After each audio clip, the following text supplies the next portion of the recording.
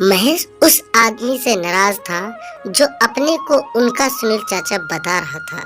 तब कहा थे सुनील चाचा, जब 1.5 साल पहले पिताजी हमें छोड़कर चले गए थे, तब तो खत लिखने के बाद भी नहीं आए थे। महेश यही सोच सोचकर बहुत परेशान हो रहा था। उसके पिता गोविंद नराड़ सरकारी दफ्तर में चपरासी थे, ईमानदार और बहुत ही मेहनती थे। घर में थी माँ तारा, महेश और मीनू।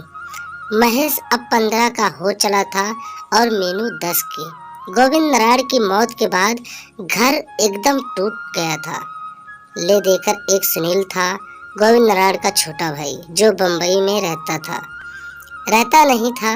16 साल पहले घर छोड़कर बम्बई चला गया था, शायद बड़ा आदमी बनने के लिए। गोविंद नराड़ की मृत्यु के बाद परिवार बेसहारा हो गया था। तारा ने आसपास के घरों में काम करना शुरू कर दिया था। महेश को लगा था अब उसे भी घर चलाने में माँ का हाथ बटाना चाहिए। उसने माँ के सामने पढ़ाई छोड़कर कुछ काम करने की बात कही तो माँ झट बोली, नहीं महेश बेटा, पढ़ाई छोड़ने की बात मत कर। क्या तू नहीं चाहता कि तेरे पिता की आत्मा को शांति मिले? उन्हें कितनी आशाएं थी तुझसे, वही पूरी करने की कोशिश कर। बस मैं और कुछ नहीं जानती। आज नहीं तो कल मुझे उनकी जगह नौकरी मिल जाएगी। गोविंद नारायण के अफसर रानी साहब ने तारा को भरोसा दिलाया था नौकरी मिलने का। उन्हें सरकारी मकान खाली करना था। रानी साहब ने कहा था, अगर आप चाहे तो मेरे बंगले के स्वेट क्वार्टर में रहें। नौकरी के साथ साथ आपको सरकारी मकान भी मिल जाएगा। महेश अब इतना छोटा नहीं रह गया था कि सच्चाई ना समझ पाता। वह जानता था कि घर में कितनी परेशानियां थी जो धीरे धीरे बढ़ रही थी। मीनू ने कई बार माँ की आंखों में छलकने वाले आंसू भी देखे। वह सारा दुख अपने अंदर रखना चाहती हैं ताकि बच्चों के मन में कोई छाया ना पड़े। लेकिन महेश और मीनू ना समझ ना थे कि माँ का दुख ना समझते। एक दिन मीनू ने महेश से कहा, भैया रानी साहब का तबादला हो गया है, अब हमें नया घर ढूंढना होगा। सच? लेकिन माँ ने मुझसे तो कुछ नहीं कहा। मुझसे भी कुछ नहीं कहा। माँ हमसे बहुत सी बातें छुपाना चाहती है, सोचती है हम पढ़ाई में ध्यान नहीं लगाएंगे।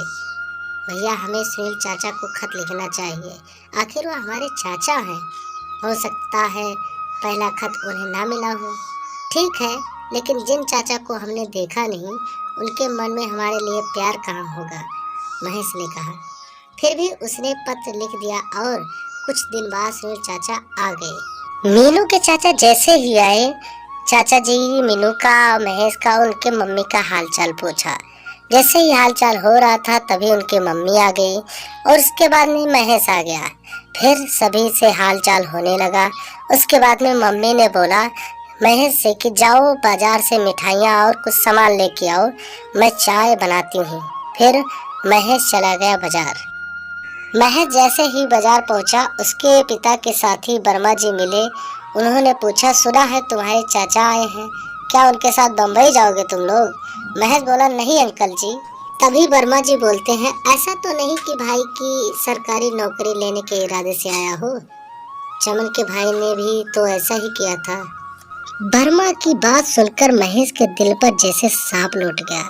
अच्छा, तो इतने वर्षों बाद इसलिए आए हैं सुनील चाचा, हमारी मदद करने के बजाय आखिरी सहारा छीनने आए हैं। यही सोचता हुआ महेश घर के तरफ चल दिया। दोपहर को सुनील चाचा के बाजार जाने के बाद महेश ने माँ से पूछा, माँ सुनील चाचा किस लिए आए हैं? यही रहेंगे या हमें अपने साथ ले जाएंगे? दुकान पर जो कुछ सुना था वह माँ को बताने का साहस नहीं था उसमें। कुछ बताया नहीं तुम्हारे चाचा ने।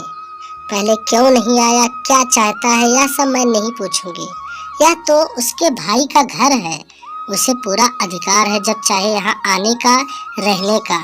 इस बार होली के शुभ अवसर पर आया है। देखो तुम दोनों उससे कोई ऐसी वैसी बात ना कह देना। तुम्हारे पिता बिना हम तीनों कितना अकेला महसूस कर रहे हैं। फिर भी हम 3 हैं, लेकिन सुनील का वहाँ कौन था? उसे देखकर लगा था जैसे हमें कुछ देने आया है, पर अब सोचती हूँ शायद उसने हमेशा के लिए खो दिया है कुछ। माँ की बात महेश की समझ में नहीं आ रही थी, पर वह माँ का मन नहीं दुखाना चाहता था, इसलिए चुप रह गया। पिता की मृत्यु के बाद महेश और मीनू ने पहली होली मनाई। महारानी साहिबा के बंगले पर काम करने के लिए चली गई। तभी सुनील चाचा अपना बैग तैयार करके बोलते हैं महेश से, जब तक तुम आओगे स्कूल से मैं चला जाऊंगा। बेटे पत्र डालते रहना, मैं जानता हूँ जवाब नहीं दे पाता, बम्बई का जीवन अलग है। फिर सुनील चुप हो गया। शाम को महेश स्कूल से लौटा तो माँ ने सुनील चाचा का पत्र थमा दिया। लिखा था, प्रिय महेश, तुम तीनों के चेहरों पर कई प्रश्न मुझे नजर आ रहे थे, खास करके तुम्हारे चेहरे पर। तुम सोच रहे थे ना कि मैं किस लिए आया हूँ। सच कहूँ तो मैं आया था तुम लोगों पर एहसान करने के लिए। भैया के मरने पर मैं नहीं आया था, क्योंकि तब आने की हालत ना थी, ना घर था ना रुपए। मैं भाभी से किस मुंह से कहता कि चलो मेरे साथ। इस बार यहाँ आकर देखा तुम लोगों को मेरी दया की जरूरत नहीं है।